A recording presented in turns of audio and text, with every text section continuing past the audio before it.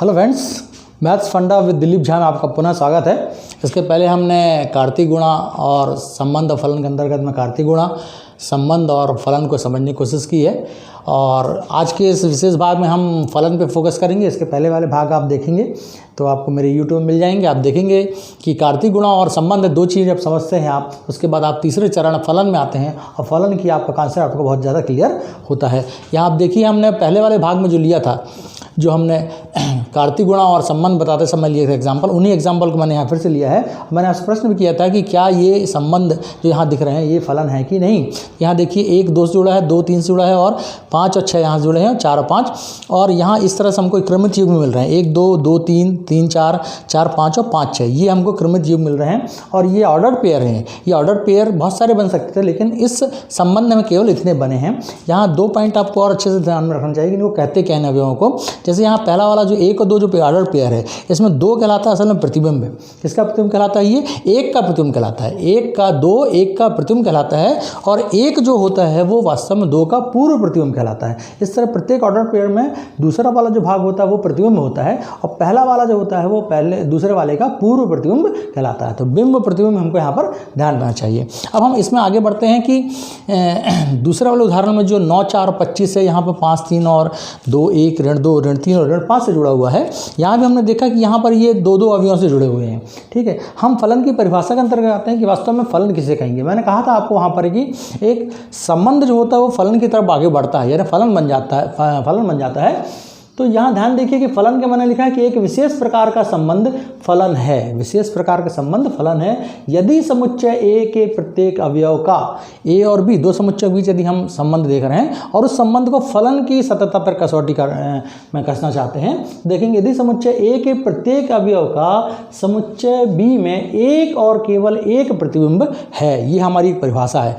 अब संबंध में जैसे हमने केवल संबंध क्या होना चाहिए उस पर जोर दिया, अब संबंध किस प्रकार होना चाहिए उसकी परिभाषा के साथ साथ हमने 2 शर्तों को यहाँ पे डाल दिया कि पहला शर्त क्या है, यदि समुच्चय ए के प्रत्येक अवयव का एक समुच्चय बी में संबंध होना चाहिए, ना समुच्चय ए के प्रत्येक अवयव का वहाँ एक के प्रतिबिंब होना चाहिए। दूसरी बात, बी में एक और केवल एक प्रतिबिंब हो। मैं यहाँ पर आपको हाईलाइट करना चाहूँगा कि 2 शब्दों पर, प्रत्येक अवयव का। अब देखें यहाँ पर प्रत्येक अवयव का मतलब क्या है। यदि हम पहले वाले एग्जाम्पल यहाँ पर कसौटी में कसते हैं तो 1 2 3 4 5 6 में जो 6 है, ये प्रत्येक अवयव, ए का प्रत्येक अवयव में से 6 एक ऐसा अवयव है जो यहाँ पर जुड़ा हुआ नहीं है, जिसका 6 का समुच्चय बी में कोई प्रतिबिंब नहीं है। यानी इस परिभाषा के अनुसार ये जो संबंध है, लेकिन इसकी 2 शर्तें हैं। उन शर्तों में से पहली शर्त ये पूरा नहीं करता, प्रत्येक अवयव का बी में एक प्रतिबिंब नहीं मिल रहा है, समुच्चय में एक और केवल एक प्रतिबिंब नहीं मिल रहा है। इसलिए यहाँ स्पष्ट हो गया ये जो संबंध था, ये संबंध वास्तव में फलन नहीं है। अब देखिए दूसरा एग्जाम्पल देखते हैं। यहाँ मैं एक और अंडरलाइन करना चाहूँगा, एक और केवल एक, ये शब्द पर ध्यान दीजिएगा। ए का प्रत्येक अवयव कहाँ प्रतिबिंब होना चाहिए, 9 का प्रतिबिंब है, 4 का भी है और 25 का भी है। ध्यान दीजिए, यहाँ 6 छूट गया था, यहाँ लेकिन कोई भी अवयव छूटी हुई नहीं है। लेकिन क्या बी में एक और केवल एक प्रतिबिंब है? क्या ये जो उदाहरण यहाँ पर है, 9 के कितने प्रतिबिंब बन रहे हैं? 9 का 1 2 बन रहा है, एक 9 का 3 बन रहा है, 9 का ऋण 3 भी बन रहा है, 4 के 2 है और 4 का ऋण 2 भी है, 25 का 1 5 है, एक प्रतिबिंब, दूसरा प्रतिबिंब कौन सा है? ऋण 5 है। इसका मतलब दूसरी शर्त, एक और केवल एक प्रतिबिंब है, ये शर्त पूरी ये संबंध भी नहीं करता है। इसका मतलब हुआ कि ये संबंध भी वास्तव में फलन नहीं है। इसलिए मैंने प्रश्न किया था कि आप प्रत्येक संबंध फलन नहीं बन सकता जब तक वो संबंध में ये 2 शर्तें की पूर्ति ना हो। अब ये कॉन्सेप्ट बहुत अच्छी तरह से क्लियर हो गया होगा कि एक फलन क्या है। एक फलन वास्तव में एक संबंध है, परंतु इसमें ये 2 शर्तें यदि फुलफिल नहीं होती हैं कि प्रत्येक अवयव का, एक के प्रत्येक अवयव का प्रतिबिंब होना आवश्यक है, दूसरा एक का जो प्रतिबिंब होगा वो यूनिक होना चाहिए, यानी अद्वितीय होना चाहिए। एक के 2 प्रतिबिंब नहीं बनने चाहिए। यदि एक व्यक्ति किसी मिरर के सामने खड़ा है तो उसके 2 प्रतिबिंब नहीं दिखेंगे, केवल एक ही प्रतिबिंब दिखेगा। ये एक कॉन्सेप्चुअल चीज़ है जो आपको समझना चाहिए कि यदि एक अवयव है तो उसके 2 प्रतिबिंब नहीं दिखना चाहिए और उसका केवल एक और केवल एक होना चाहिए। इसमें हम देख सकते हैं कि आगे बहुत सारे इसमें कॉन्सेप्ट आएंगे। आज हम केवल इस बात करते हैं कि फलन क्या है।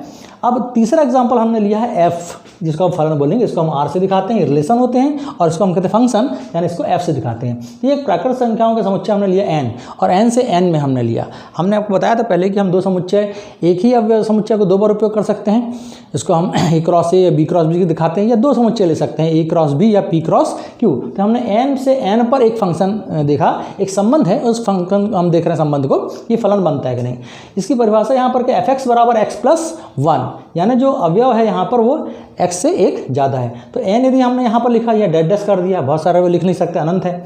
n भी यहाँ लिखा 1 2 3 4 5 और अनंत कर दिया, तो आप देखेंगे कि 1 2 से जुड़ा है, 2 3 से, 3 4 से, 4 5 से, और प्रत्येक अवयव इस n का पहले समुच्चय का आप कोई भी अवयव उठाएंगे उसके लिए एक प्रतिबिंब दूसरे वाले n में मौजूद है। इसका मतलब पहली समस्या जो हमारा पहला शर्त है वो पूरी होती है। प्रत्येक अवयव a के इस पहले समुच्चय के n के प्रत्येक अवयव का वहाँ एक प्रतिबिंब हमको मिल रहा है। दूसरी बात, यहाँ पर एक और केवल एक प्रतिबिंब होना चाहिए, तो 3 है, 3 से एक अधिक है तो क्या होता है 4। इसका मतलब 3 केवल 4 से जुड़ सकता है, 3 से या 3 5 से नहीं जुड़ सकता। तो प्रत्येक अवयव का एक और केवल एक यहाँ पर प्रतिबिंब है। इसलिए ये जो एक संबंध बन रहा है, ये जो संबंध यहाँ पर, ये संबंध यहाँ पर एक बन रहा है जो कि एक फलन के रूप में परिभाषित हो रहा है। एक और परिभाषा हम ले लें यहाँ पर, यदि हम एफ एक्स बराबर ले लेते हैं, मान लीजिए एफ एक्स बराबर ले लेते हैं 2x, ये भी एक संबंध बन जाएगा। क्यों, जितने भी x यहाँ पर लेंगे, जितने भी लेंगे, उनका दुगना यहाँ पर हमको प्राकृत संख्या मिलना चाहिए। तो ऐसी स्थिति में ये भी क्या होगा कि किसी भी संख्या का दुगना प्राकृत संख्याओं में एक यूनिक संख्या होगी। तो यूनिक संख्या होने के कारण ये वाला संबंध और ये वाले संबंध, ये दोनों संबंध के यहाँ वास्तव में फलन हैं।